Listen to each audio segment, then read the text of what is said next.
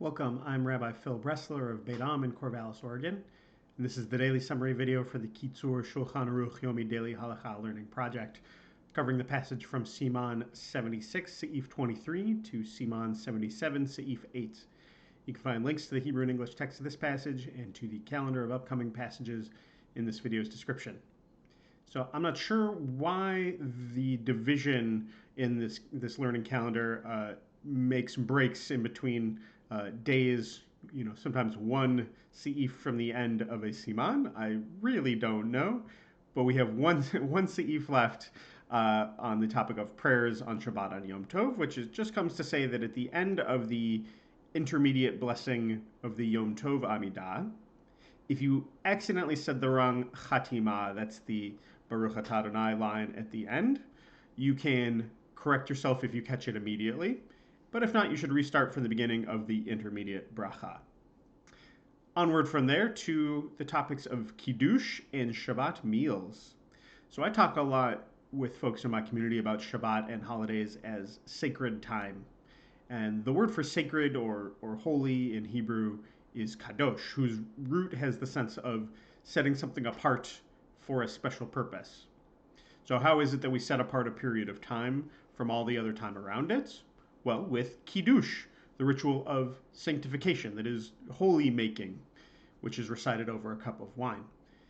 It's important that we mark off the period of Shabbat, both at the beginning on Friday evening and also at the end with Havdalah on Saturday night.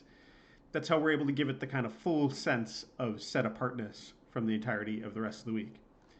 So on Friday evening, one can start Shabbat by making Kiddush a little bit early, even though the preceding day hasn't really ended yet, because we permit taking from the ordinary to add on to the holy. Kiddush and your Shabbat meals should feel special. Make sure not to spoil them with eating or drinking just beforehand. It is a mitzvah to use the best of what you got for Shabbat. Better wine means a better Kiddush. And this seems very much in tension with the common use of Manischewitz, which we'll cover shortly.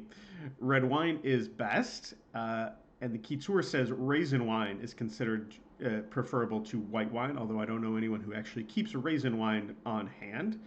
I think given a choice between white wine or nothing at all, or some other non-wine option, I think white wine would be the preference, but the Kitzur doesn't make that explicit here.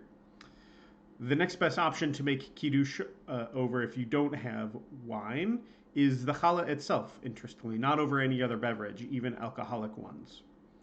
It turns out that on Shabbat morning, if you don't have wine for Kiddush, some other kind of chamar medina, some other kind of, ideally alcoholic beverage, you can make Kiddush over, but that's only for the daytime Kiddush. In the evening, though, make Kiddush over the challah if you don't have wine. Women are also obligated to recite Kiddush. Yes, obviously, they're Jews. So for everyone, it's best to say out all of the words. And if you don't know them, it's good to learn them. If your wine has gone bad, don't use it for Kiddush. Duh. This reminds me, though, of one time when Kiddush was set out by someone who never drinks wine, and I don't think understood that wine needs to be properly stored.